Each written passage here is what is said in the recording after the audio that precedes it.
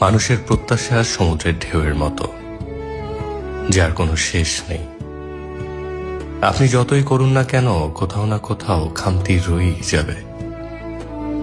তাই অন্যের চোখে নিখুঁত হওয়ার চেয়ে নিজের চোখে সৎ হওয়া অনেক বেশি জরুরি।